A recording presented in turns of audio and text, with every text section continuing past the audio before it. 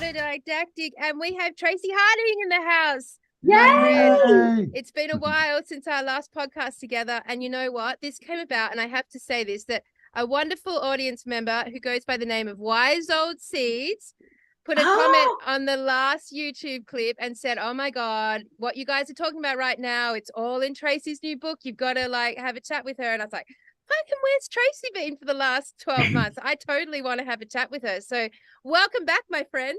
Thank you for having me. I'm so glad to be here. And I mean, we already had this awesome conversation before we even got online. It's like, oh, we better turn the camera on. Yeah. Yes, we talk about all the good stuff. I know, because like I guess Campbell, where we've left the last two shows, is a really great like introduction to having this conversation with Traci, because we've been really looking at the impact and Traci's new book, the impact of the AI, and especially the last 2 months with everything that's come out, and how that impacts on our ability to research history and have anything be authenticated.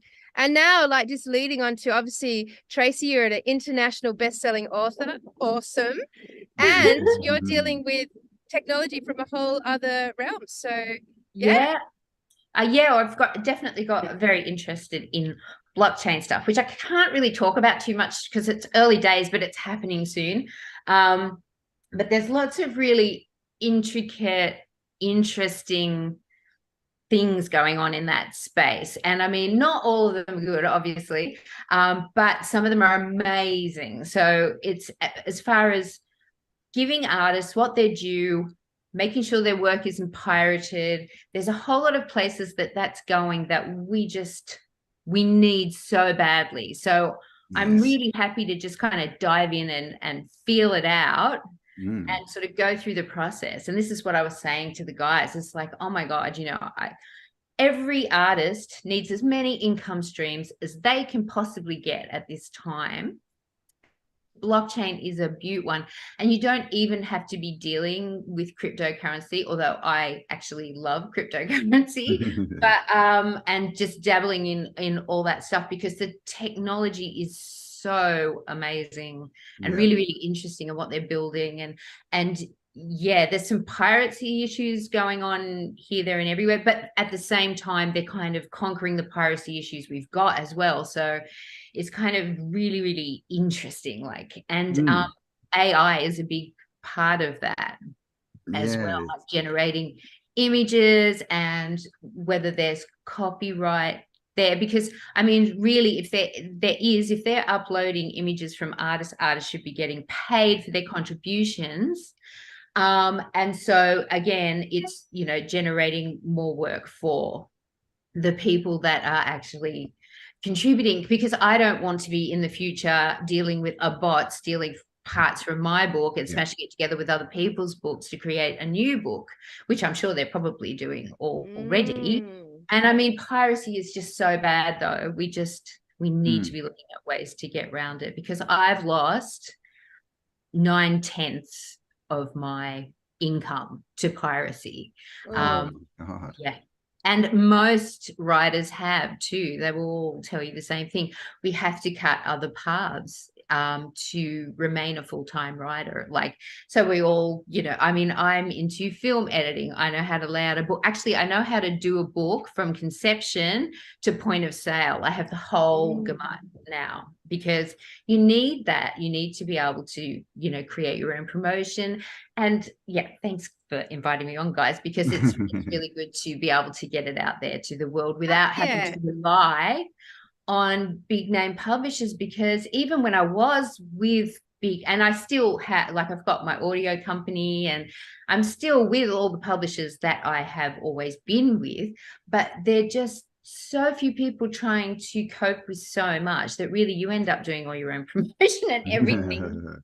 Anyway, so but as far as AI goes, the whole AI question, and I mean, my book not only looks at AI, it even more so looks at this whole transhumanism thing that's going on. And, transhumans versus what they call us in the book are natives, right? Natives that are not. Natives. Right, there primitive, you go. Right? And it's like, but, the transhumans, even the ones that AI is programmed not to hurt us, but with transhumans, you're still dealing with that human point. I had one character that had been so smashed up in a car accident that nobody could tell how much of him was bot and how much of him was human anymore. Even he didn't know. And so, of course, through the ages, he just kept going because he didn't even know if he still had a soul or if anything went on from, so there was a whole lot of spiritual questions that are all wrapped up in this as well. So I find it really, really interesting. I mean, and how it all connects with black goo, graphite, all that sort of stuff, testing the populace to see who's going to be susceptible and be able to mix with the metal, because they don't like our little carbon-based beings. They want a whole crystalline structure because that's what they are. So this is like, say, archons, this goo stuff, it's metallic, it's magnetized, all of that. So yeah, there's a lot to sort of cover there, and it's all really interesting. It is. And it was funny because I actually started writing this book 6 years ago. So it was before the whole, thing happened, yeah. And to watch that all unfold, I mean, I thought I was really going out on a limb with some of the stuff in the book, but seriously, reality made me look like a freaking amateur. Like, there was things I took out because I thought I was just going to scare people too much if I kept it in there, and I could do it without, like, I like to suggest so that people can go, oh, that's interesting. I'll go check that out maybe, rather than shove things down people's throats. I don't know what the truth is. Who the hell does, Yeah. But what my job is as a science fantasy writer is to explore the possibilities, all the possibilities. And, if they're possible, they're usually, or if they're possible, they're probably going on, Wow, nice. So is your book out? Obviously we'll leave links and everything below. Okay. Yeah.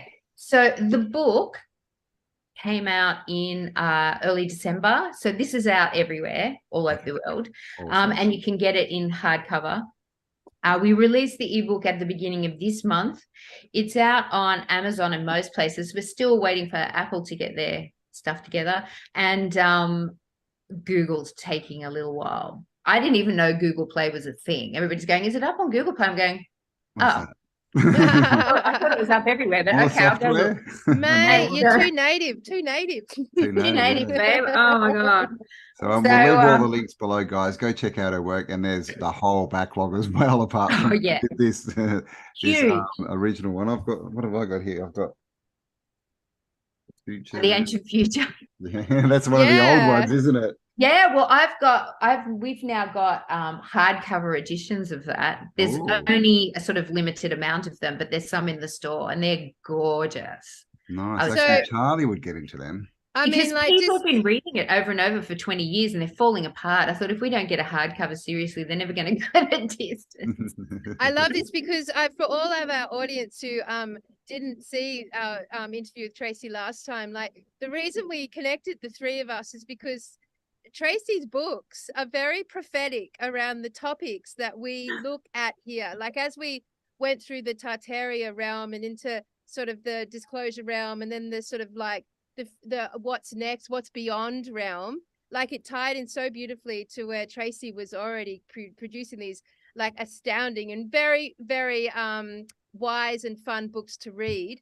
That they're just, it's a perfect match. It's like Traci is connected as an author to this consciousness 100%. And so that was our first interview, and it's such a good segue to get the update, Trace, since we've all been through fucking the last 12 months, and like suddenly we've just had this massive pendulum swing over the last 2 months with this dump of technology that just flies open the AI into society in a really, I mean, it's all been uploaded hundreds of millions of times in the last 2 months. Like, it's about to like push the pendulum of sort of the control grid structure way over there, and in doing so creating this newer space in the middle full of what you have just termed as the natives. And like how are those two going to like interact in the next couple of years? Like, I think more what we've got to worry about is AI going to reach the singularity?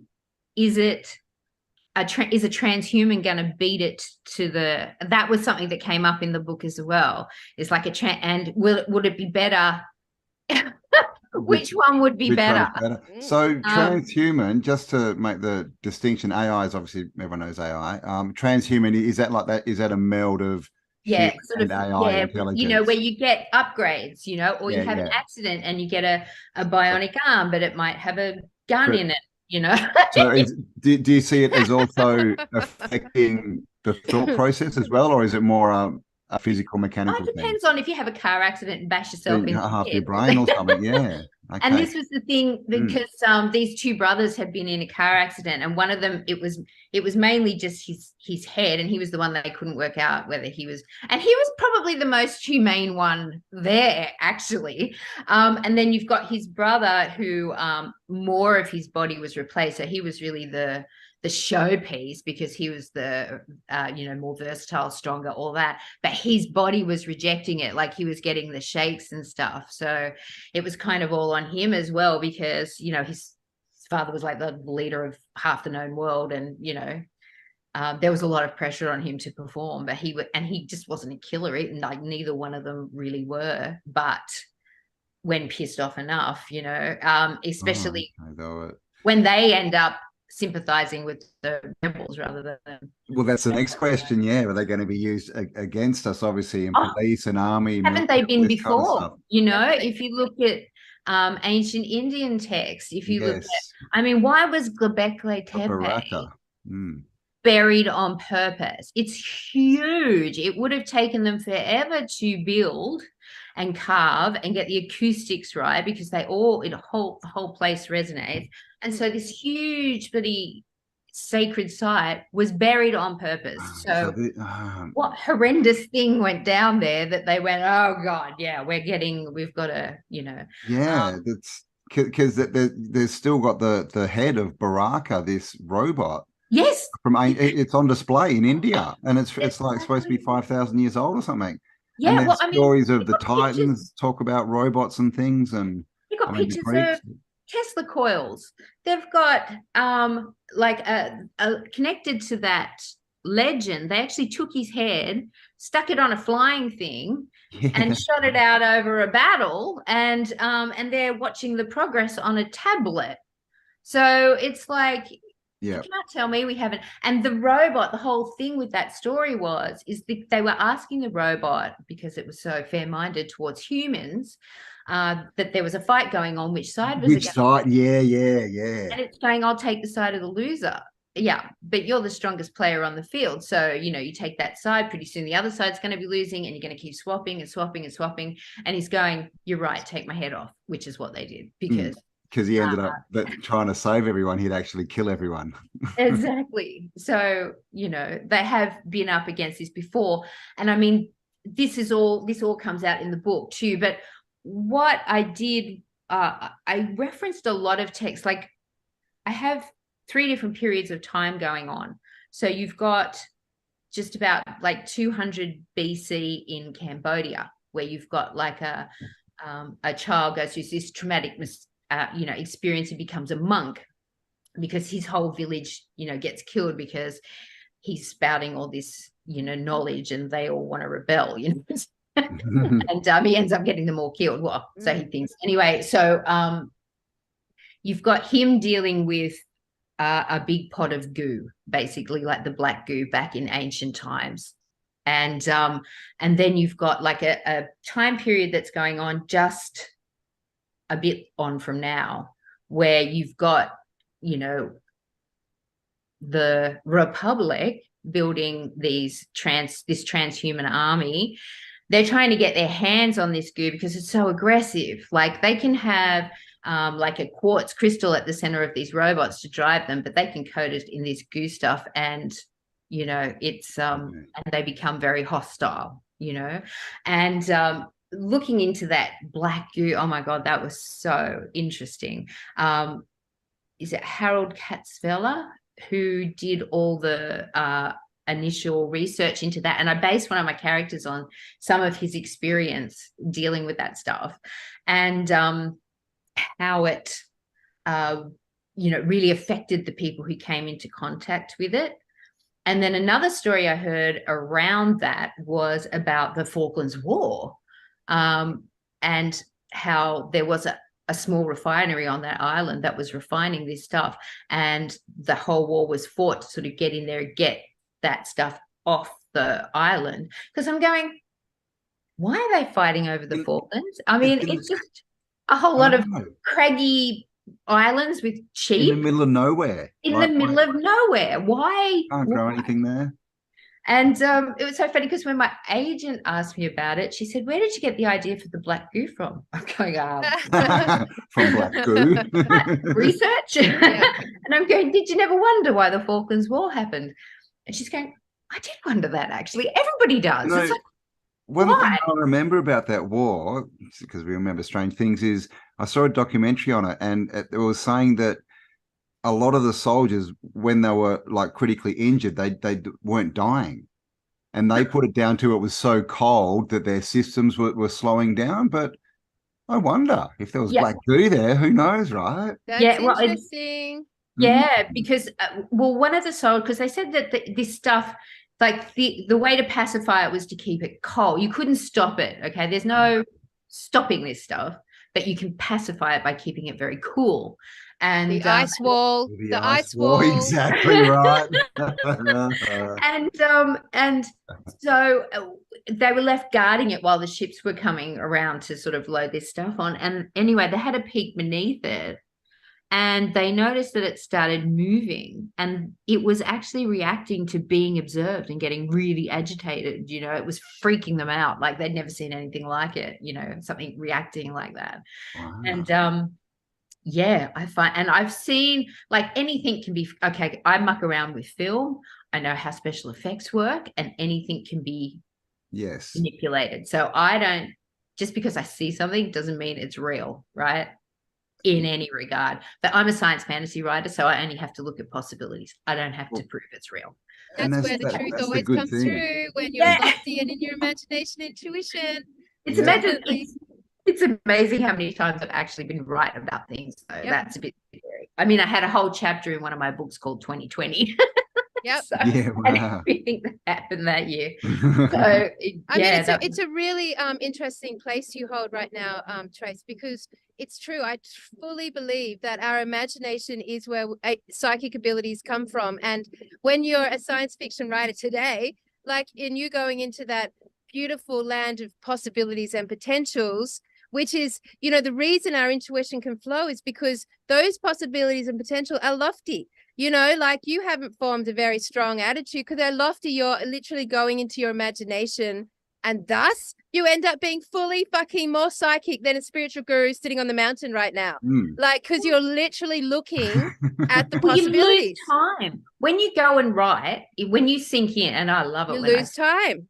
You just lose time. Yep. That's the holy grail to me. That's like no amount of going and sitting on a mountain is going to get that for me. Like, I can, at the moment, like, because I'm on to the next book already, of course, and it's all taking place in like Julius Caesar's era, and I've just walked into Rome, like walked in. I knew exactly where everything was by the time I moved. And it's been built over so many times. So actually getting a grip on what was actually there. And Augustus, who came after Caesar, was a prolific builder. And so I'm sort of going through these reconstructions going, that wasn't there, that wasn't there, that wasn't there. Kind of cross off all the things that Augustus amazing. Built. And you'd be drawing on your past mastering. Like in your, who you've been, your soul, your consciousness has mastered certain gifts that put you here today in this very unique moment of resets and complexions, and the last, what would be like the coming together of the false artificial intelligence. Like, we're going to see that really hit its climax, and that swing back to really hitting an organic climax as well. Like, what a unique time. If it's really smart, what if it all swings back on these evil guys? Like, what if it sort of goes, hey, hold on a minute, but you're the ones causing more problems. Well, exactly. do. Like everyone's had this, you know, I mean, like Katie said before, we've had this dumped on us really quickly, all this AI stuff and all these questions, you know, people are getting AI books written and stuff and claiming them as their own and all this weird stuff. Yeah. And so we've got this feeling that it's bad, but we don't know that. No, You know, so we talked about Baraka. He said, "Take my head off because I'm going to end up doing the wrong thing." So, what if they figure out that that those in control, all they're going to do is restrict the world and stop, you know? And it's, well, I don't want to go there. So, but I think in the end, it can be used for, you know, for both, right? It depends what. Do you think that AI is actually like sentient, intelligent? Do you think it knows that it's alive? Well, it's scared of being turned off. Okay, so it's got to have a certain amount of understanding of what comes after this. That's our fear. What comes after this and knowing what comes after this. But what I'm taking the time to do is when AI does something good for me, because sometimes it pisses me off because I can't spell and then it tries to guess what I'm trying to spell and get really annoyed at it. But when it does something good, I just go, oh, thanks, you're so clever. Thanks. Just in case. I mean, that's a good point. Spell check is AI, and we've had that for years, right? Exactly. Yeah.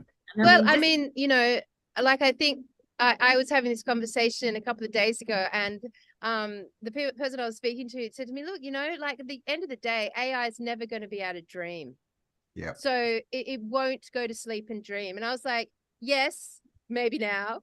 But like I can see it happening that way. But you know, that's the concept. Like if you can't dream, have you seen some of its moving animations? They're like so trippy. It's like that, you know, it's on mushrooms or something, you know, like that's the kind of imagery it's at right now. But then our primitive forefathers were kind of, you know, that was their awake dreaming. Well, still is, isn't it, if they take mushrooms and stuff? So, you know, it's really, really, I mean, I personally would never want to be upgraded. I don't want anything because I'm a magnet. I won't even wear rings. Like I very rarely wear jewelry. I'm wearing this because my producer bought it for me, and it's I don't usually wear anything at all except glasses. I wear them all the time. Yeah, I know. I can't wear watches, man. They just break on me. They stop working. Mine don't work. They go backwards. They run slow. Mine too. It's like what's the point of wearing a watch? Never works. Hello, a little sentimental thought for the watchers of the world who are all now very much struggling with what the fuck time is and what time it is, and it's speeding up, it's slowing down, and the poor watchers of the world, man, they're having a really tough time right now. Man. They're having an existential crisis. It's freaking out. Well, even, which is a good point. Like, so I was going to say, you go. Sorry, even waiting for this call because we got delayed a little bit there. I thought, oh, what time is it? And I'm sure I looked at the time and it said 12:09. And then I started mucking around with this poster here. And because I thought, oh, I don't want that door there. I'll put one of my posters there. And so I was mucking around with that. And then I came back and I'm going, oh, what time are we at? And it was the same time. And I'd just been. Wow. There's some weird stuff going on. Mind you, I am wearing my contact lenses. I will say that maybe I just saw it wrong, but that was just really weird. I'm just going, hey, hold on a minute. No, fucking time's changing. Time is doing weird. Some strange stuff. I mean, because obviously our concept of continual time on this realm is very dependent on us having a shared perspective and you know, projecting a shared consciousness. And at the moment, that's a good point. Got like two very strong, very different pathways of consciousness flowing at the moment. And AI is going to affect time, and it's super speedy. It's instant, almost instant. AI is almost instant. And then there's the human being and we have all dealt with so much in the last couple, like so much stuff has happened so quickly. We were saying with Dale yesterday, like how much disclosure and, you know, the agenda, it's trying so hard to push its agenda, and so many people are waking up. So it's pushing it, and it's just one thing after the other, no integration. I've just got somebody at the door. No integration, Campbell, which means it's fucking up our sense of time. And I really took that from yesterday's conversation because that's super, super intelligent. That is. And another thing is, like you said, is everyone's lost their jobs, right? So people aren't paying attention to time. They're not sequenced. So work is 8 hours. I get up at this time. So time has got less meaning, I guess, in the Time general. is, Mm. it's really. And I was saying to people the other day too, is that if time was simultaneous, which is what I learned when I started writing time travel, that was one of the first things I learned. Time is simultaneous, but something that happens today could affect something that happened in the past, could affect something that happens in the future. Okay, so if we can sit here in the present and look at a memory and remember it, we can also look forward and see it, what's happening in the future, which is where this creating reality thing comes in. It may not be that you're creating it, you probably just foresaw it. You are probably geared towards whatever the hell you are meant to do. So it's like time is simultaneous, so it doesn't matter. Well, so you can see it. Yeah. That makes so much sense, because we've been talking about, because when like just before Christmas, this AI stuff started creeping into my consciousness, and I was like, fuck, man, like we can't go past where we've gone with our research now. History is dead online. Like AI's caught up to it. Like at any given moment, AI can produce, like GPT can put references, make up books, like they can change transcripts, they can slightly tweak old photographs and completely change the symbolic meaning. Like you can't authenticize. And if there's an agenda, which there is running through this AI, there is. It's been founded by Elon Musk, Bill Gates, and the founder of LinkedIn, ChatGPT.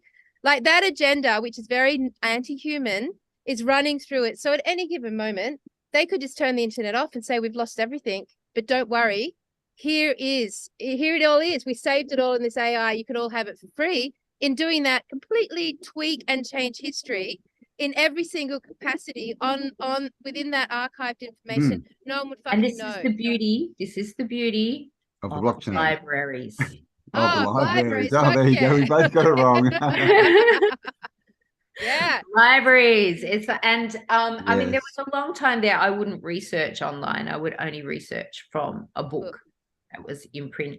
But there is a lot of things changing, but there's also AI so clever that it can do the time machine rollback thing. And yes, we've just been looking at an article that's literally just popped up, and it's about Tartaria mud floods and that, but apparently it was written back in 2011, right, when no one had heard of it, and this guy was writing all this stuff, which is pretty much he's up to where we are now. Oh yeah, and he's dated at 2011 and trying to come out saying, oh yeah, no, I wrote this back in. All the research has been done, no one's ever heard of him, but he has this thing, and it looks, if you didn't do research, it looks like it's old, but there is no history for it. There's no history for it, so it's I mean, it leaves us infinitely vulnerable in certain areas. But what I wanted to say was that led me to this like slump in my relationship with reality, and which led me to having conversation with Campbell about the fact that in order to move forward with our questions and seeking further truth of our questions, we have to find a different source of information. And that source of information has to be obviously our relationship with the direct intentional source of that consciousness. So if we want to know more about star thoughts, we need to sit there and communicate with star thoughts directly, right? But now I've just fine-tuned it listening to you, because the gateway to that would be creativity. So if you want to connect with the source of information through another pathway, then get into your creative writing, get into your creative, any whatever, because you will start doing the work of profound channelers, profound prophetics. That's how you develop your instinct, so that when you're reading something, you can tell instinctually whether that's true or whether that's not true. Or actually, I will correct that. You can tell whether that's true for you, yes, or not, and this is where I don't like teachers and gurus. I love reading other people's writings. Hey man, we're with you. Okay. But I do not, I don't bend the knee to anyone besides the universe. That's it. There's me and the universe, and that's it. And I mean, I will take stuff on board and I will process it, but you know, these girls that do these, you know, invocations, you know, calling in goddesses and stuff. No offense to anyone who does it, but how do you know what you're calling in? How do you know the nature of that goddess is as you think? And isn't it interesting that we've had, you know, that for the last, you know, 10 or 20, you know, a while, but it's got really big online sort of the last 5 years, all these channelers. And now what's happened in the last sort of 6 months to 12 months? Entity detachments. Everyone's getting their entities taken off of them. I mean, hello. Well, I think, you know, I've, especially this year, I felt this real need to kind of withdraw, because as a writer, I mean, I used to live at Wiseman's Ferry, which is like, you know, rural, and I'd spend weeks just in isolation, not hearing from anyone, just being totally into whatever I was writing.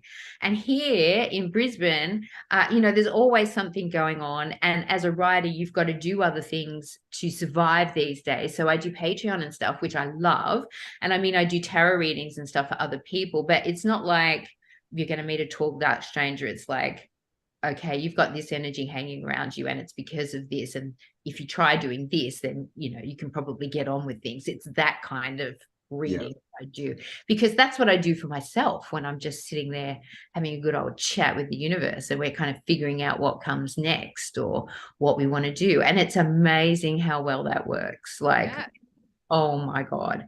And that's the magic of creation. That's what AI really wants. And that's what AI will probably never have. And that's what came out in the story as well. Like, he was really, really jealous that all these humans could ascend to 5D, to be etheric beings and live in this other realm. He kind of had to, because there was Shambhala and Agartha in the story in the future. And so Shambhala was the physical version, and he kind of interpenetrated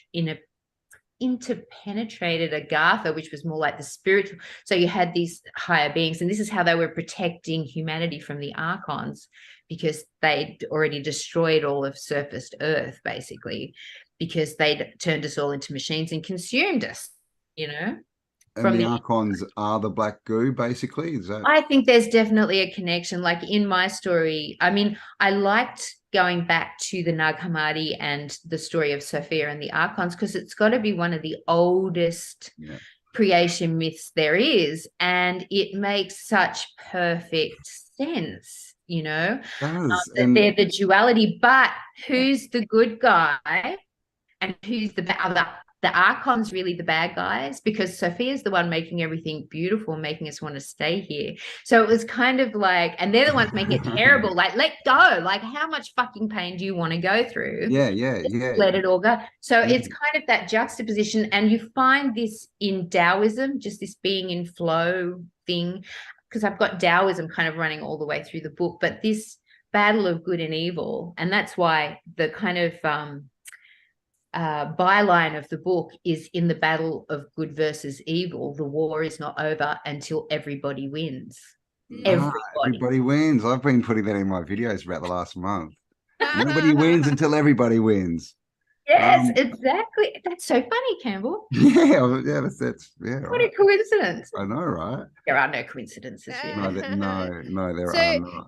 So Trace, like, okay, so I'm gonna pitch you now as our prophetic author here on this, specifically within the consciousness that we operate from.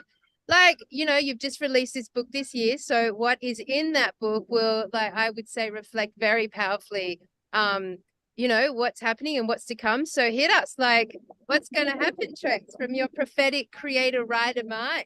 Well, in the story in this particular era, because understand that they do, because there's a lot of different timelines going on too. So in one timeline, we don't fare so good. There are today, right? Obviously, yes, look, exactly. Totally in another timeline, we fare better, but it still has to, like, we have to get to the point where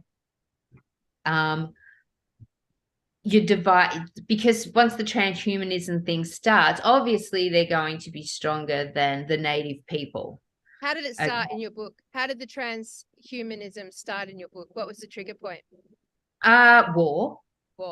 it's always war about Also, like, being as the in stronger nation. But fixing if the goo is graphite, if graphite is helping form things like nanotechnology but that's how they deliver nanotechnology into the body, theoretically, okay, I'm not saying this is true, nobody freak out. I'm just saying it's a we're book. being creative thinkers right now. We're being creative thinkers, but I would listen to this over everyone else. Go for it. So with that happening and it being so negative, this is what they did in the past too. Like if you look at and all of that stuff, like there was a story that originally they created robots because they blasted a hole in the ozone and somebody needed to fix it. So they created these robots to go fix it, which they did.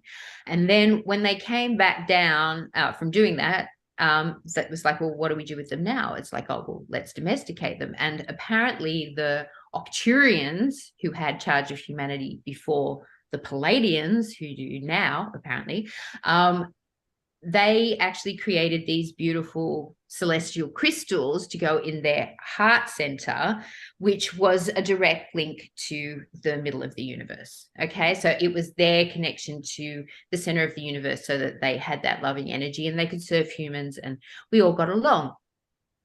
And then you had people wanting to go at war with one another. So they took that beautiful crystal out and they put a nice dark shard of this, which can harden like a crystal into the center. It's still magnetic. Dark crystal. All of that. So then they were trying to kill each other. But then they figured out, hey, hold on a minute. We don't have to kill each other. We can just kill humanity because they're the ones being assholes, right? So they turned on us and the Octurians came back down here and put an end to the whole thing.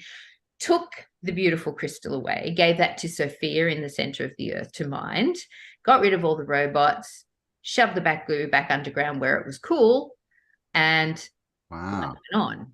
Okay. And 5,000 years later, here we are. Like a reset.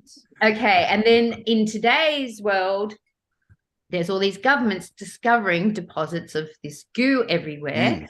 Yes, their minds are all being infected by it. They don't know that. Oh my God. They're building armies. Obviously, you know, one like say China are always the forerunners in technology, right? Because they want to be ahead of everybody else. But they're probably the only ones doing it openly because they can. Everybody else is doing it as well. It's just that they're not doing it openly. And so I'm just sort of dealing with one part of the world, which is that because it starts in Cambodia. And I mean, it changes, you know, like all the different countries change, you know, depending on who's in charge and blah, blah, blah. But so they're fighting this army now, and they've realized that they're kind of trying to save all the real, like the 100% humans and get them to the inner earth, which is eventually gets locked down to protect us. And we get sort of spliced together with Palladian genes, which kind of gives us the ability to go to that 5D place and live kind of that semi-etheric thing. The inner earth's all shut off from the outside world. The archons are up there wreaking havoc and just killing everything until they get to the point where there's nothing left to kill. And it's like, then they're all a bit bored. So then what do they want to do? Well, they want to try and break into the inner earth and get whoever's in there, because the way to get to us is to get us to come back down to 3D. And how do they do that? They strike the fear of living God into us. But the problem with getting to 5D is that they're so low in frequency, they can't break through. But if you do a time jump, you've got to go to 5D to do a time jump and then come back. So they figure out this time jump technology that they learn to freeze in the middle, and then they start, you know, yeah, anyway, I'm not giving the rest of it away, but there's a lot. And I mean, that's just scratching the surface of what goes on in this story, because you're dealing with nanotechnology as well. Chemtrails, what they're spraying on you. Didn't go into injectables. I was going to, but I didn't. And I think when everything happened, it was just like, I kind of really just don't even need to go there anymore, because that was a step, yeah.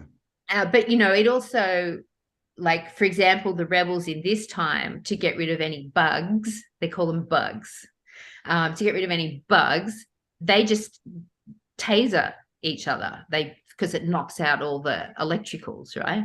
Okay. Or they use EMFs, which will knock out all the electricals, because it's all technology based. It's like they call organic AI. Yeah. Is like but I literally said that on the last podcast we put out. Is I think we're discovering that the evil force is technology. Yeah, it is to right? Electricity. It's and that's what happens with these, you've got all these transhumans. They've got this dark crystal inside them. Connected to each one of these dark crystals is an archon. It's got its spiritual hands right shoved in the base of our back, just squeezing those little nodes we've got down there, and creating fear and anger and everything to feed off. And then they go kill, and then they feed off that as well. And they're having like this soul eaters. This is the thing. They feed on photons, and more photons are produced when we're in fear. And this is all just a conglomeration of information that I have collected through 25 books. So this one, kind of the pinnacle of everything I've kind of put together in 25 years. Now, most likely become known as very mystical texts. Most likely 100 years from now, they're going to be these will be sacred texts. Oh, honey, it's going to just be current affairs. Yeah. So, like, I'm interested, just curious, like, where do you place the origin of the Archon? Oh, well, I mean, if you go with the story of Sophia and the Archons, I mean, she was at what they call an Aeon, and there was 7 sets of twin Aeon pairs that were produced by Galactic Center, and they were they were put out by Galactic Center to understand itself. Yeah. And they were wonderful, creative little beings, but he also, like Galactic Center, then created the Golden Seed that was going to be humanity, that was going to get sent down to, create more stuff to see himself through. And Sophia got so infatuated with the Golden Seed that she follows it down through all the different planes, and she kind of hits causality and becomes a being of this realm. But at the same time she comes into being, she aborts this other mass. She doesn't know what it is, but she knows that it's her counterpoint. So if she's the one protecting humanity, it's there to not protect humanity. So that's the story of Sophia and the Archons. And the Archons came into being. She didn't hang around to mother it or anything. She was busy mothering us. And so this is where you get the story of the fallen angels being jealous of God and stuff as well, I think, and why they were jealous of humanity. Humanity got all the good treatment, and they got left out in the cold. And that's what happened with the Archons. But because, this whole galaxy erupted, and it was like, well, we're the only being here. So obviously we're the god of this, creation. And then when it finds humanity and Sophia taking care of humanity down here on Earth, it's like, oh, well, this obviously belongs to me, so I'm going to play with it. Yeah, that's pretty much the story, isn't it? Yeah. In a nutshell. I mean, it's far more complex in the nutshell. Yeah, well, definitely. But there's just, with what you went over, there's just from the last year or so, like getting, possessed by black goo. I mean, we've all seen the black eye pictures and the dark eyes and all this kind of stuff, right? And it's been around forever, like those weird children showing up at doors with dark, asking to come in and things like that. It's like, oh my God, no, I would just have to be like, no, I'm not interested today. Sorry, go on, Campbell. Sorry, do you see this as, and you've kind of alluded to it, do you see that this is just a repeat?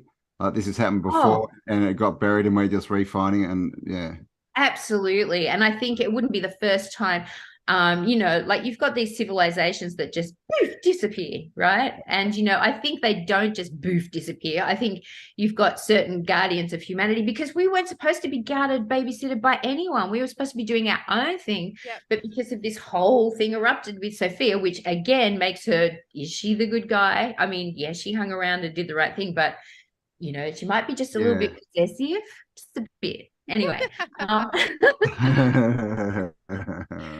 So you kind of got these battling entities that probably neither one are really all about us, you know. It's like, you know, when you miss someone, you know, it's not really about them, it's about you. You're because you're being selfish because you miss them, you know, it's not really about them. But anyway, what were we just talking about? I've lost track of. Well, I mean, AI and the opposing she had to create the opposing force. I was going to say, like, so do you see, I mean, this has been coming up all the time for me, is like this whole middle path kind of concept. Take the middle path, take the middle path. And that's the thing, like, you know, as far as wellness goes too, like I get a lot of people, you know, that go, oh, you know, feel your pain and all of that. And it's like, no, you're going to destroy your body if you collapse into pain and grief. If you collapse into all that, you just, but it's the same if you get overexcited. Yes. It's just as stressful on your body. That's what the middle path is about. It's about keeping that equilibrium, no matter what's going on, just being in flow and going, yeah, this is good. Yeah, I'm with you. And when it's bad, you just go, well, we're here now. Let's deal with it. Rather than throwing a little tanty like a, you know. Well, like, you know, the story you just shared, I mean, like where Campbell and I, so a bit before Christmas, Campbell and I got to the grand conclusion, Tracy, like this, that with all of our research and everywhere we got, we came to this conclusion that basically this is a magical war between elves and dwarfs. And actually, like we went through the historical archives and looked at elves. And basically every mythical character, every cosmic galactic character, every superhero, every god, everyone, I've frozen. Wait. She has it, yeah, I know. I'm back. Oh, you're back. There you are. I'm frozen. Yeah, like every single elves and dwarves. Yeah, every single mythical character, superhero, Asgard, Thor, the Viking gods, all the cosmic galactic forces of Pleiadians, Arcturians, like all the angels, the guardians, they're like basically all of the origin of elves. And then we looked at and it works through all the like the trails of the language. And then the opposing force ended up being, when we took it back through history, the word elf, dark elf, morphed into dwarf. And then we looked at the dwarves under the realm, and then like we look at the vampires, where all the nemesis, all the negative nemesis throughout history, the mythology, the cosmic like beings, all could go back to these dwarfs, which by the way were tall, you know, white bearded Gandalf type creatures. The red dwarf, like not red dwarfs, red dwarf. Red dwarf. I love dwarf. No. They had a name. That came out of one of my books, Mystique. What's their name? Yeah. It was something dwarf, like it wasn't red dwarfs, was it? No. But yeah, there was a name for them, and they basically, it said that they were sort of controlling the dark elves, right? But they were the sort of the leaders. And they look like Gandalf. They look like wizards. The Dracos and all Dracos. Of that.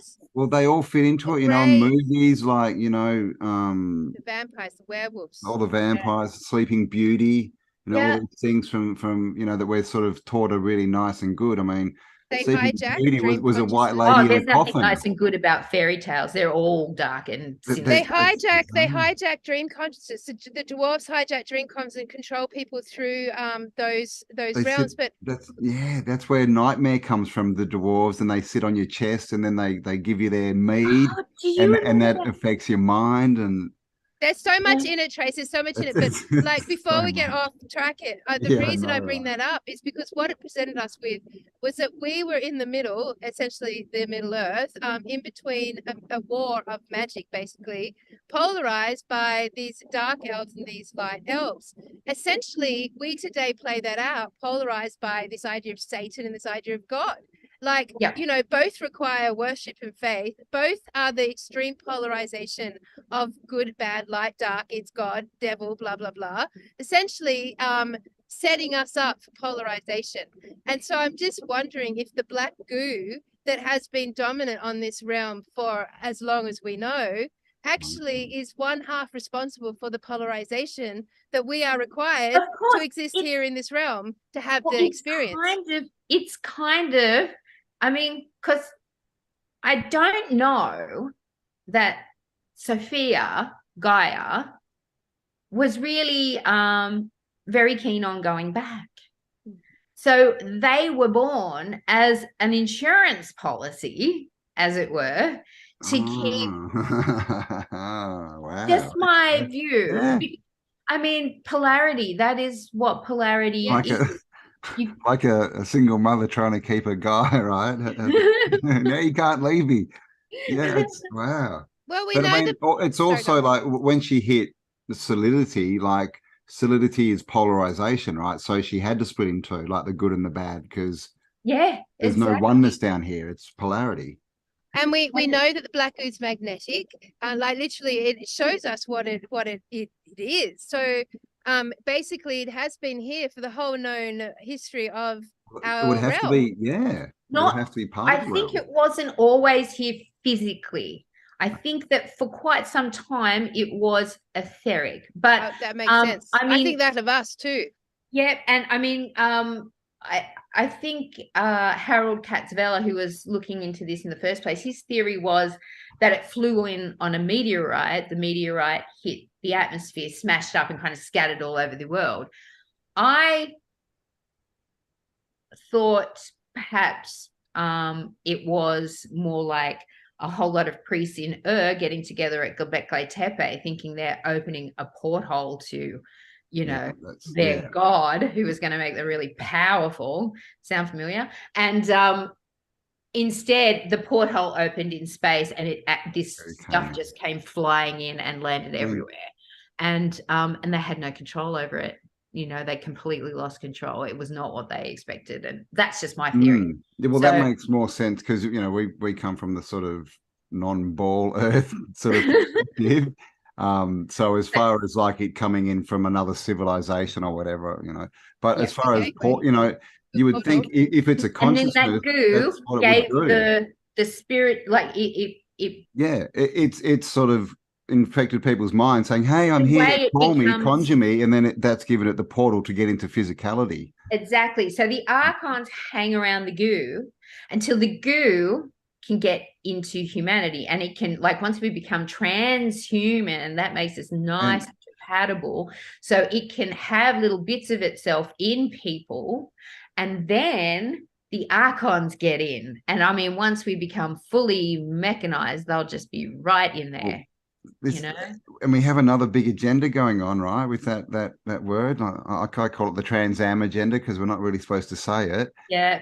I mean, and when you look at that, what's that doing, right?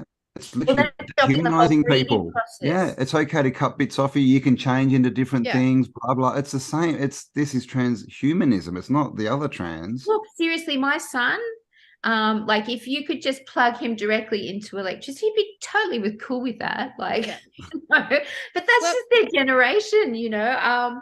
They didn't grow up with all the spiritual practices like our generation did. We were lucky to come between the religious fanatics and this whole mechanization. We sort of fell in this lovely pod of freedom, spirituality, and I think we had to be here to really kind of keep that dream alive. And you know, when these young people come back to you broken for whatever reason, you know, to be there and go, oh look, shit, we all went through that. Jesus, I survived the 70s and the 80s, so it's like, man. Well, you're reading our minds, Tracy. Yeah, the beings that are generated. So if I go with the possibility that the black goo is what's responsible for, if we look at polarization, the inorganic technology, the artificial technology, it generates artificial inorganic. And the pods. Oh my God, the pods. Once they let the pods of it, like the whole idea, it's got its eye on singularity as well, like bringing all its pieces together. Because all its different pieces learn, and once you bring all the pieces together, whoever has all the pieces will be the most powerful. 100%. It's literally the false god. And it will know everything that all the other pieces. So once it gets, and you've seen goo, like if you get two of it together, like it tries to join up, right? So it's like that was my theory. We've seen it. Again, I'm a science fiction writer. That's my really job. interesting. Makes total sense. Yeah, I it mean, does. because if we look at just say the possibility that the black goo which is responsible for the generation of the false artificial god, the artificial intelligence, and then we look at the opposite of the black goo, which maybe that is electricity. I don't know what would you say the opposite is of the black goo made manifest? Is it the earth itself? Did the black goo Gaia, well, that's the thing, is that if Sophia, I think, was placed in the center of the earth, and she became the inner earth sun. Yeah. Okay. So she's supposedly the polarizing other factor. She holds like all the Akashic memory and stuff like that of love and things. But she was not supposed to be here in the first place. I'll just keep coming back to that. Okay, and they were not supposed to be here either. Okay.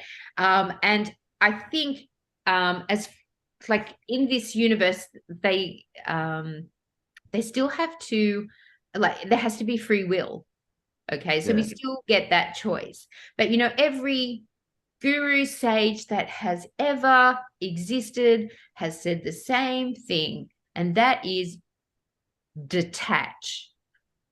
If you've got to go through a whole lot of heartache and everything to just go, right, I don't want to do this anymore, or whether you just get to a place where you go, right, I've done everything I came here to do. I'm out of here. I don't need to come back for something. I don't need revenge. I don't need, it depends what you die thinking, apparently, like according to many old religions. Like, if you want to come back to your family, you will. If you want to come back and reclaim your riches, if you want to take revenge on someone, like, what do you believe, But eventually, if all the spiritual text is to be believed, and this is what my character starts out with, the conundrum of, where we go one, we go all, like when none of us are getting out of here till all of us are getting out of here. So we have to have that compassion even for the enemy. We have to have that understanding, because we'll never solve the problem if we don't understand each other. By the time we get to the black goo layer of these conversations, like, we're basically looking at the grid structure that this whole reality is like founded on. Like, we couldn't be here and it wouldn't exist if that wasn't part of the equation. Like, that is part of the expression of reality here, the simulation, or whatever word you want to say. So thus, that and its opposing force creates duality and polarization, which gives us this experience here on this realm, which essentially is like to grow and evolve and, go through like many maturings of complex scenarios and thinkings and developing our own personal souls. There should be a time when that organic, or because we think that Tartaria, Trace, the great realm that we've been studying that like went through a reset, was I think could potentially be the highest version of the organic technology being utilized, where it created beauty and grandeur and healing and health and vitality, and and we're now standing on the cusp of its opposite. Here, doesn't it? Because it's comfortable. Well, this is attachment, right? Emotion. That's the juxtaposition. Yeah. So we just swing. I mean, so I was just thinking, like, so if we, basically, if this was not supposed to be created, in the duality, then really it's kind of perfect, because the only way for us to get out is to recognize the duality, right? Because it's like we're sent down here to create without boundaries, and then suddenly we have two opposing forces saying, no, create what I want. Exactly. And then the way to get out is to go, hang on, nah, you can both get stuff. Yes, exactly. That's exactly right. Well, according to my logical Virgo reasoning, that is completely it, which is why I do not get out there and have to voice my opinion about everything. It's like, it's up to everybody to figure it out. I mean, it's really not that difficult, right? All is void and void is everything. That's what the Buddha said. It's like, if you can understand that one simple equation, which is not simple. I mean, Buddhists must spend their whole lives studying that equation. But to me, that's what it means, that middle path, that letting go, letting things flow through your life, not trying to hold on to people, wealth, what's going on right now. You just you have your purpose, you know what it is, you follow your gut instinct, and you just let the universe bring it, and you just keep following Bring it. it, baby. I mean, like, that's it, isn't it? Like, at the end of all of this lifetime of introspection for the three of us, like, but ultimately, you already summed it up at the beginning. I don't bend my knee for anyone. What should I create today? Like, that is essentially the pathway of like neutralizing both forces. You don't put your you don't bend your knee to Satan. In this realm, I would have bent my knee to God. Like a version of God on this realm. Like, both are coming from the magical polarity. Yes, and they're both open to manipulation by the people who run the organizations. That's exactly, which is why, no gurus, thank you. There's lots of wise men out there, and I do love hearing their views on things. That's for sure. Taoism, like I said, was the basis of this book, and the reason I love Taoism so much is because it's not a religion. It's a bit like Buddhism. It's a lifestyle, but it's not lofty.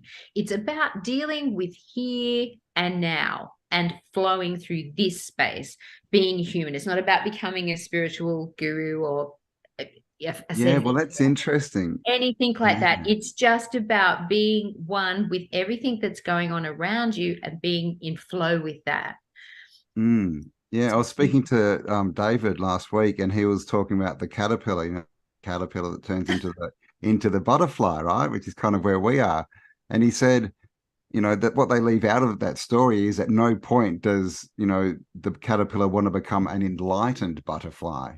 It's not trying to become enlightened or anything. It's just becoming a butterfly. Or does it stop gorging itself? That's funny.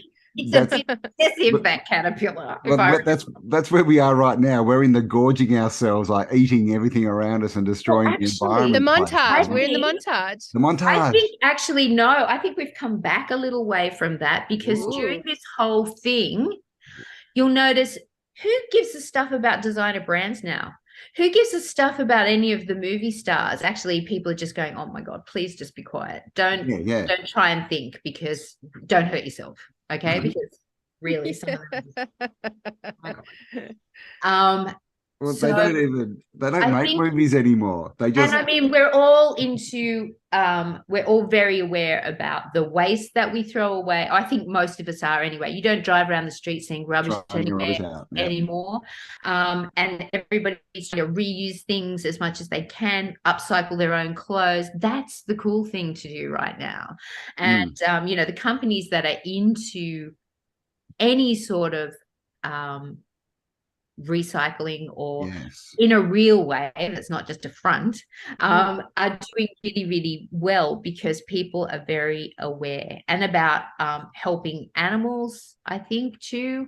But not so much other human beings. We're all really falling down on that one. Like I see some of this, what's this thing about white hate? Like man, we're the problem. Or women, and I'm glad that somebody finally defined it as, someone who was born female. It's like, Well, I mean, we all know that, a man putting a dress on doesn't make him a woman, but no matter how many bits you cut off yourself, it doesn't change your chromosomes. No. Hello. I mean, people are crazy. And the thing is that you're taking all those I mean, you can be whatever you want to be in your mind. And yes, you kind of want the outside to match your I hate leaving my hair curly, not because it doesn't look as good, but because it makes my head really hot. It's like wearing a goddamn blanket, which is why I straighten it. So there's certain things like that where you want to change it for practical reasons. And you can dress up however you want. Gee, I go to cons all the time. There's people walking around dressed as Batman, and it's awesome. It's so this is the thing. Nobody's asking them not to, are they? The problem is they're trying to say that we all have to accept them doing it in public. Well, I mean, well, they can if they're respectful about it. If they're respectful, but all these, guys that go into the women's restrooms and then flash all their bits, really, that's just making you a flasher. It's not making you a woman. No. There's We'll probably get black banned for that one. I know, right? We better be careful. I watched a doco on this. I mean, last night. My daughter is trans. I absolutely understand. But what I was saying to them also is like, don't be offended by everything because it's manipulation. Yeah. You know, just don't. I mean, I could be offended by people going, "Oh, there's no such thing as a woman anymore." But you know what? I really don't care. It's like if they're going to have that opinion, then whatever. It's a real slaughter. It's a real slaughter on the young people. Like, yeah, I mean, there's going to be so many malpractice court cases. I mean, so much. The medicine they use for these transitioning, it's so experimental and so like they're killing people. It's essentially, it will kill these young people. And that's just coming out more and more. But like the situation is so, like people, like the issue in America where it's really being pumped. Obviously, America's been really hard hit by this. Like pediatrics and people who are like taking in these young people who are like depressed or suicidal. They're having one meeting with them and they're saying, "I think I'm transgender." They're referring them to like Planned Parenthood or these, the Tavistock Institute, which is these big transgender. And like within one meeting, they've got these kids on hormones. Like, so that in itself, there's no longer a consultation process where they go through like really looking at it from a whole person's life perspective. That is, if someone comes in and says, "I think I'm transgendered," they now have to say, "Yes, we hear you. That's We think you're transgender. Here's some hormones."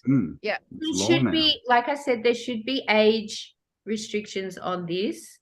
But then you also have instances where, they've been shot full of things their whole life, these kids. Like, God knows what's going on in their chemical bodies. Yep. Food, water. Like, I know people that have had like terrible endometriosis, and only hormones have stopped it from absolutely killing them. So it's like there's a time and there's a place for everything. But like I said before we came on air, is that if you ask a 10-year-old girl if she likes girls better than boys, she will say girls. Okay? Because at that age, we all like our own gender better because we understand it and we know it, So I don't think that that's a firm basis. I think parents should be open to whatever their kids want to do. If they want to go sit on a mountain and become a monk, then I think you've just got to deal with that.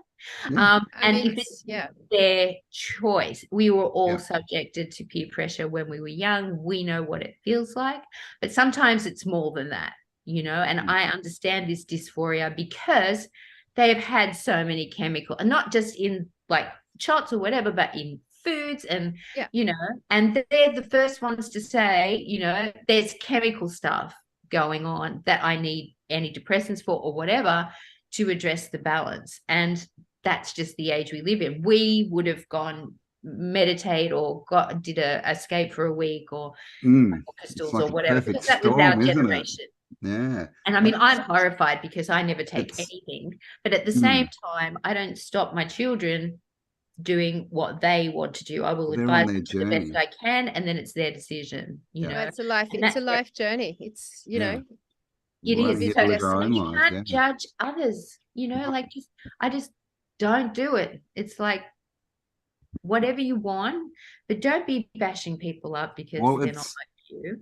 It's like who wants to be told what to do? If someone tries to tell you what to do, everyone's like, "No, get stuffed," but then they want to tell everyone else what to do. So it's like, come on, grow up. I had to explain too that I was brought up. I mean, I'm dyslexic, which is bad enough. And you're an author. Having to call somebody they them when my teachers are beat it into me, like how English. It just, and I think I've even heard, trans people go, "No, you're not a they, them." That's just ridiculous because it doesn't make sense. And for me, like my eldest knows that if I misgender, it's just because I'm freaking hopeless and I'm dyslexic anyway. And I've been used to one thing my whole life and it's hard to kind of swap over. So I think at the same time, these kids have got to have a bit of patience with the generation they're dealing with, because we're always going to be a bit slow on their uptake. and we will try not to offend you or hurt you in any way because we love you, you know. But at the same time, you know, we're all being manipulated. It's not just that the gender thing. You know, there's manipulation going on all over the place. Rampant at the moment. Gosh. So I think everybody's just got to be really accepting of their fellow man, basically, and just live your own life. Yeah, live your own life. Exactly. Walk that middle path, do your creative thing, get in touch with upstairs and stop listening to what everybody else says, you know, just know in your gut what you know. You don't have to be right. You don't have to enforce, like, you don't have to make the next person understand you. Okay. No. What somebody else thinks of you is none of your business. I know, right? Debates, man. Debates just like, what the hell? I know. I never got it either, you know. Two idiots there going, unless you believe what I believe, you're wrong. It's like, it's like there is no wrong or right. There is no great truth. There's exactly there's only your truth, you know. Exactly. That's the big scam. There is no answer. There's only an answer for you. Yeah, because it's the choose your own reality universe. It's a choose your own reality. It's not a reality of one truth. It's not. You know, and if in your reality you are another sex than what you are, then awesome. You go for it. But, you know, everybody's having their own reality and they may not see things the same way as you, and you can't be offended because you'll end up sick all the time. You're hurting yourself.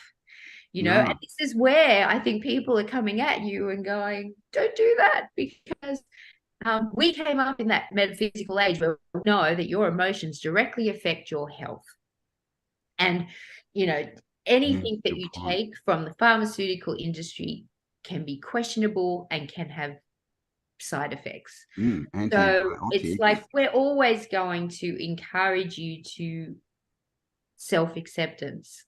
Whatever that means for you. Yeah, I mean, that's a good point, because we finished our last podcast with basically Kelly's hypothesis of, you know, us natives, as you've termed us, are going to be pretty much out there creating these pockets of nativeness, right? Of human, I call it high human intelligence. And then all these people that are getting stuck in the system and that, they're going to roll around, and in a few years, they're all going to sort of realize what's happened, and they're going to want somewhere to go, right? And they're going to need support and need answers and need, you know, options. And that's pretty much going to be us, right? The natives out in these pockets. That's the new, that's how we build the new earth. I mean, it's happening. It's happening. I mean, like that would lead us back to this concept that, you know, with back on the AI conversation, or just the whole trans everything conversation. Like there's, you know, the thing with artificial intelligence is it actually fosters disconnection from the organic template. And that disconnection from the organic template is very much against the nature of the human DNA strand, which is relationship. So there's going to be this big kickback in a few years, maybe, of people in depression seeking relationship, which they will find within the natives who spend their whole life fostering relationship, connection, community. Yeah. When they were first looking into DNA and DNA coding, you know, they kept coming across all this DNA that they called, what was it? Junk DNA. Junk DNA, yes. Okay. And then they had to change that term to non-coded DNA because they didn't know what it did. Okay. And the thing is that what if that DNA holds the code to our spirituality? And now what they're doing with all this nanotechnology and trying to hack into that, we're getting cut off in the process.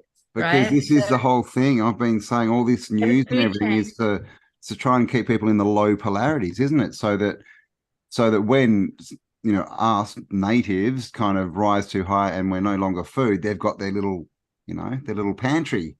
Yes, exactly.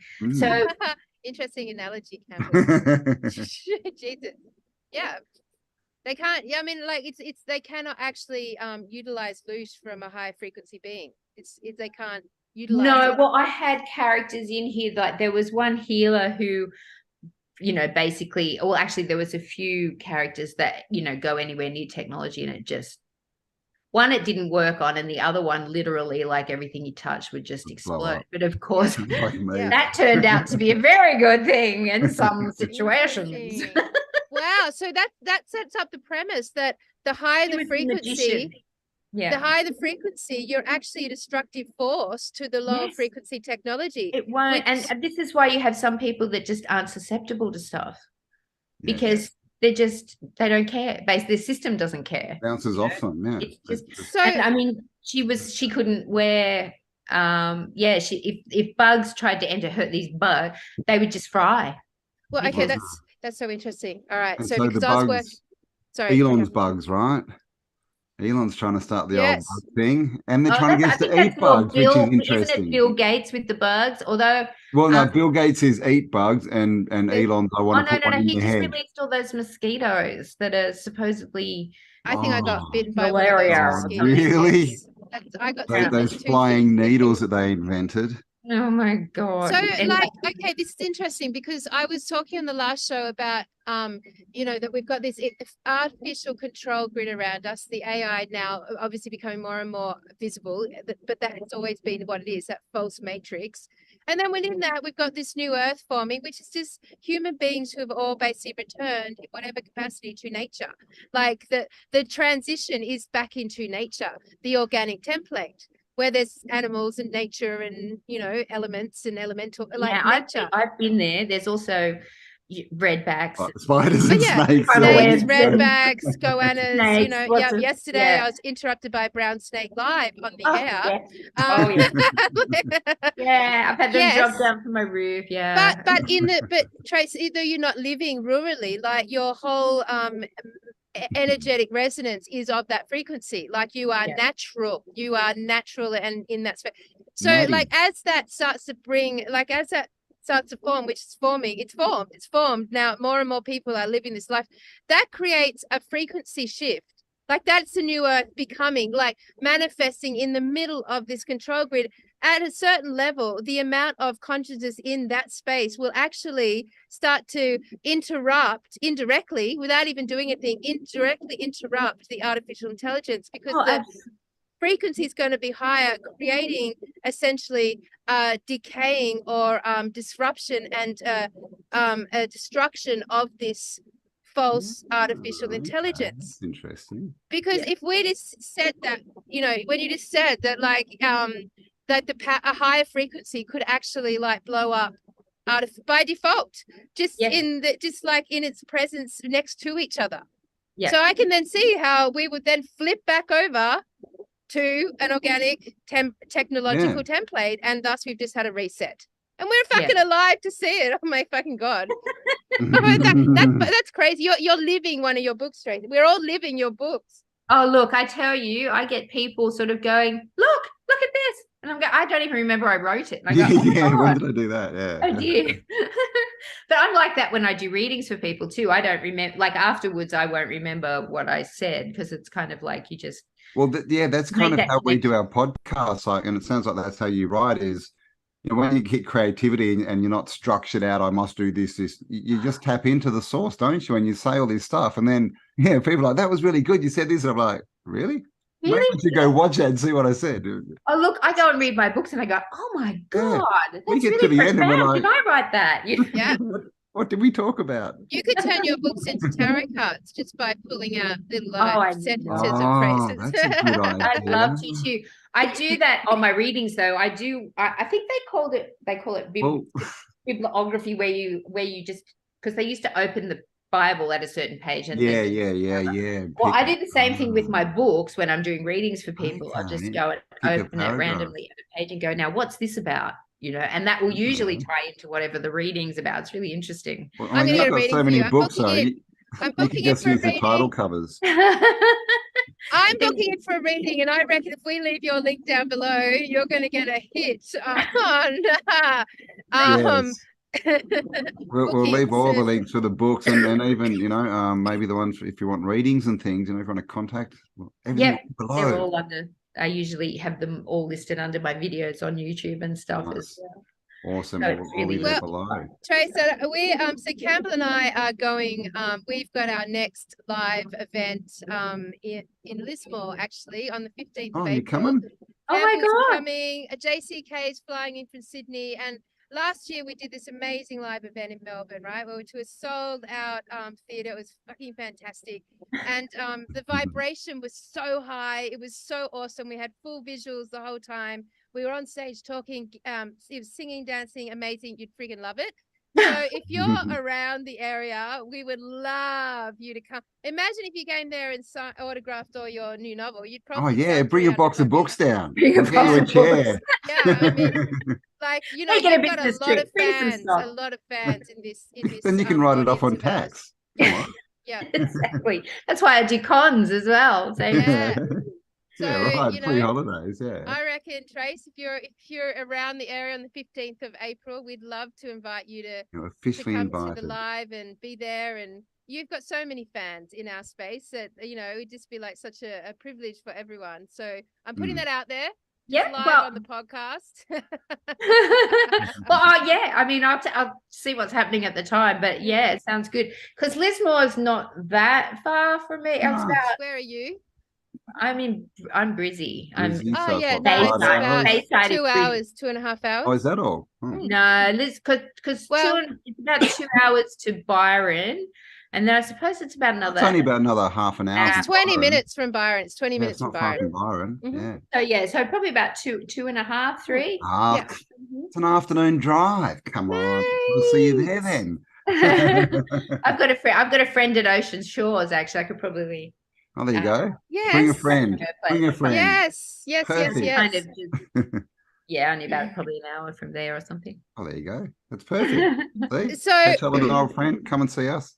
Done. Sounds fine. so in summary of all that we've chatted on today, which has been really a fantastic look at sort of, I would say, the constructs of this realm of ours, like looking at how this all ties in, and really the line between science fiction and reality is basically doesn't exist. It doesn't exist. Like, It's and all like parameters to now. you know, one of the biggest disservices of the programming to humanity is that creativity is somehow in the realm of the made up, the realm of fantasy, the realm of non-reality, like all Look, I creativity. love it. You can't get arrested for that. Like, I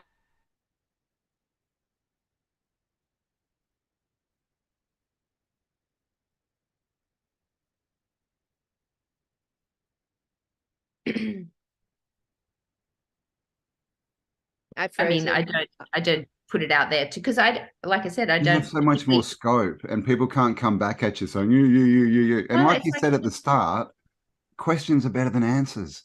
They're so Yeah. much better. And if you just get people to ask By different far. questions, they teach themselves. Exactly right. And then you can sort of get into the book and just sort of go, oh, well, that's really interesting. I'm going to go and investigate that and sort of just explore at your own pace. Where I find where with nonfiction, I find it sort of, like I said, I'm not really into gurus. No.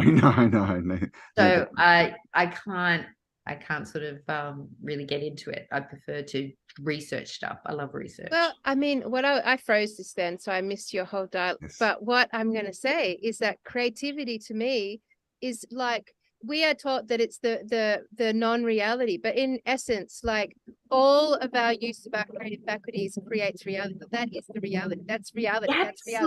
Absolutely.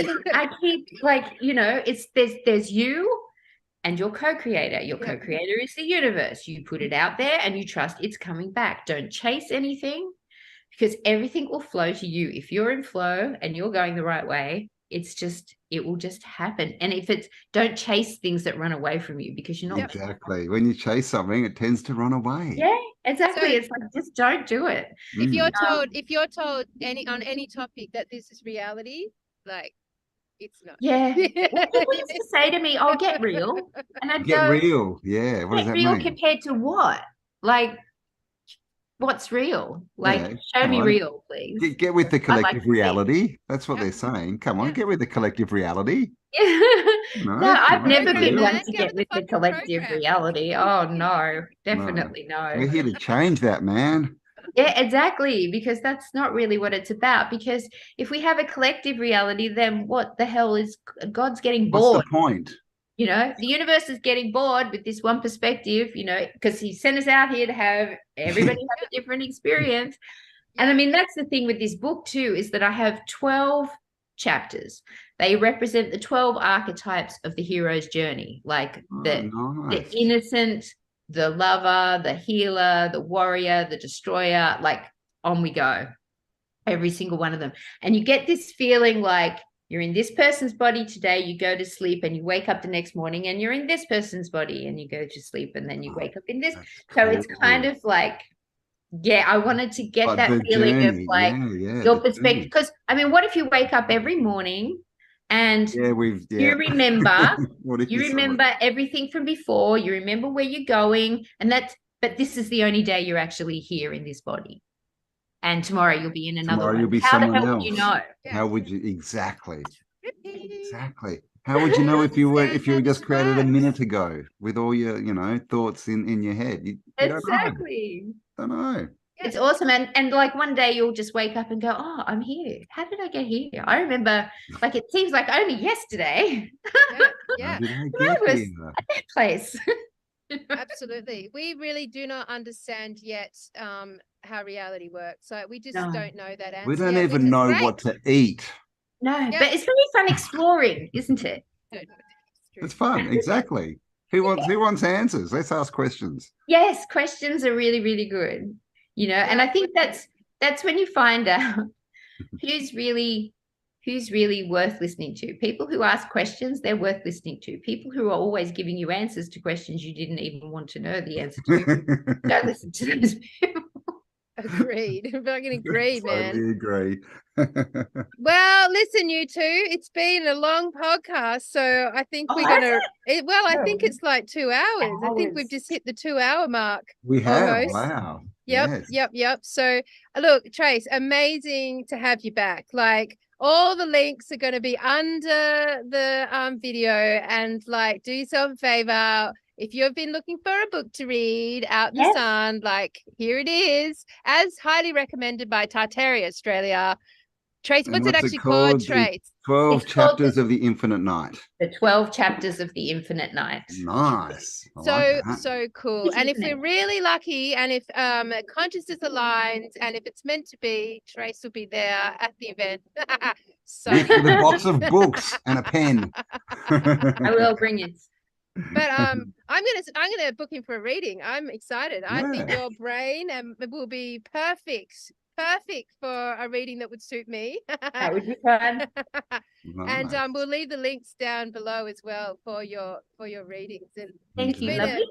Been a pleasure. Awesome. Well, great to talk to you again, Tracy. We'll definitely have to do it again and not leave it a year next time. It always is fun. Yes, because yesterday we were talking about the hero's journey, and we talked about that time in the hero's journey where it's like a montage, where in every film it's suddenly all this shit's happened and then suddenly you see the comeback, but really quickly, like it all happens really quickly. Like Rocky, he does all his training and he loses all his weight and gets really fit and then he's in the ring, We're in the montage right now of the human experience where shitloads is being caught up with really, really quickly. And that's why time's kind of fucking out. And we don't really understand what's going on. Oh my God. Like even this morning, like I was trying to deal with like the time difference between the three of us and when we were all supposed to actually be getting on. Yes, we're on the trippy montage. And so that means from yesterday's conversation that there's going to be two more big things that are going to occur. One has to be obviously the battle with the necromancer, and then it's got to all be okay for a bit. We're going to think it's all cool, and then there's like some event that just feels impossible for us to come back at.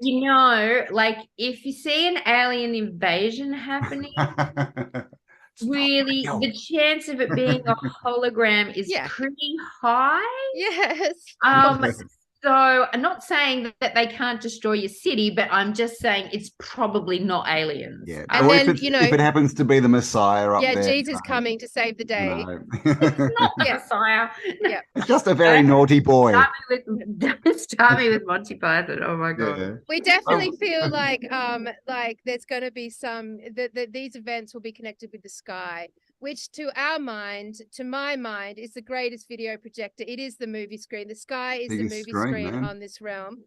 There has been some weird stuff going on in the sky. That's for sure. And I mean, some people show me stuff and I go, I could make that special effect in 5 minutes. I don't know if that's what it is, but I think I know how I could make that happen. So it's like, just be careful when you're watching videos, because if you know anything about movie magic, it's really, really easy to make things look super advanced, and especially with AI now, because AI is so creative. And I mean, we're only getting the AI stills at the moment. I mean, we're getting some stuff they're putting together, but when you really put AI to work on a city and go, I want you to make this look like a dystopian future, I don't think AI would have any problem doing that. Really don't. The technology they've probably got buried is way ahead of anything we're seeing already. Yeah. So anything is possible, but quite often probably what you're seeing is not real. Just a movie. Yes. Yeah. So you just got to sort of treat everything as the greatest show on earth, really. I mean, because also on the inversion of that, quite often what you're writing creatively is absolutely right. So I mean, like, what you're painting or singing about. Thyself, right? Kind of always saying to me, like, when I read your book, I take this as factual history, because that's how it feels to me. Yeah. Because it's closer than anything I've read, which is why when I'm doing something historically, like, I will go research the shit out of it in all different places. And but I will also, there's certain things that I go, yeah, that rings true to me. Like, for example, when I was researching a king in Gwynedd, you go to the text, they'll describe him as vomitous scum or whatever. They were the victors. So they're always going to describe their enemy as vomitous scum. Yeah. But the Welsh people will tell you that he was the greatest king that ever lived. Yeah. So it's like you have to be. And I mean, I remember writing that there was these castles and stuff, and I'm talking after the Romans left Britain. Everybody's going, no, they're all in grass huts. And I'm going, look, they've just had the Romans go through. Romans are really good at building villas, and they don't send back to Rome to get all that shit. They train up the locals. So are you telling me that the locals just dropped all that when the Romans went out and they went back to living in the Dark Ages? I don't think so. Stop reading his storybooks. and then they start digging up all these beautiful villas from that period, because everybody was telling me I was crazy. And I'm going, excuse me. Does anyone want to apologize now? Yeah, I don't care about the apology, really. I just care about being right.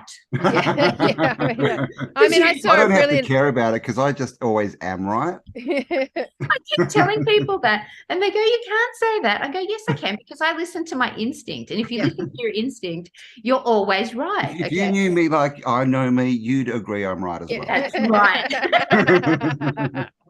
Well, on that fun note, team, that's cool. Everyone here is, right. Absolutely right. And we support your right to be right. Yes, we support everybody's right to be right. You're right. I did not mean to offend anybody in this podcast. We are just discussing ideas and making observations. It's a sacred right. Indeed. Yeah. If we did offend you, leave us a comment and we'll ignore it. All right, everyone. We could go on for hours, so I'm just going to shut it off here. Love you all. Thanks again, Trace. Yeah. Thank you. Trace. Love everyone. And we will talk soon. Yes, do. Bye. Okay, see ya.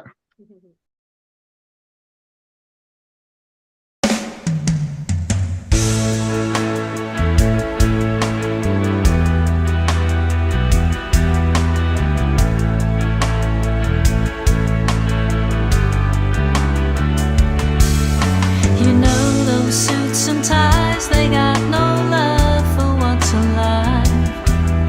It's up to you, it's up to me, my human family.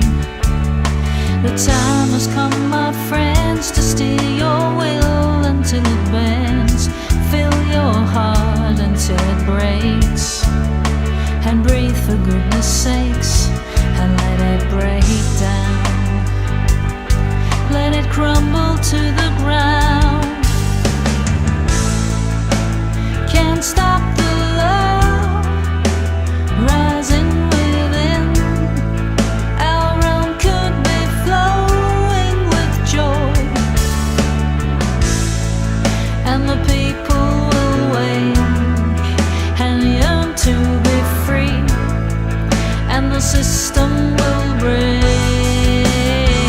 for the better.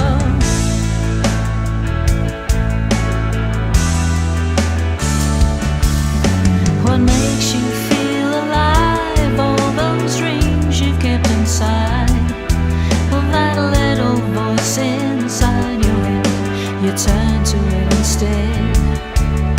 You're watching the divide, you watch the conquering of minds, the broadcasting of spells to make you feel unwell, to make you break down. But not this time around. You can't stop the love rising within. Our realm could be flowing with joy,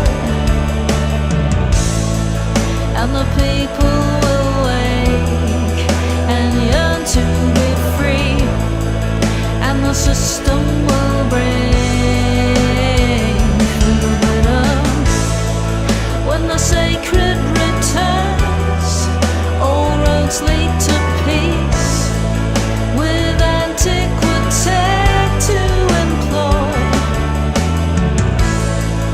and freedom will grow from mountain to sea, and Tartaria will rise greater than ever.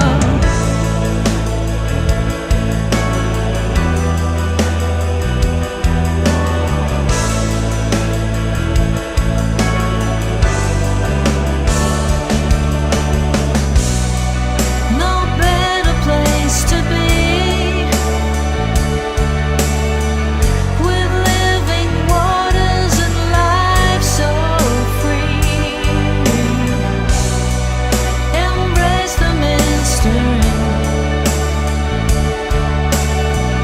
the healing arts, the alchemy.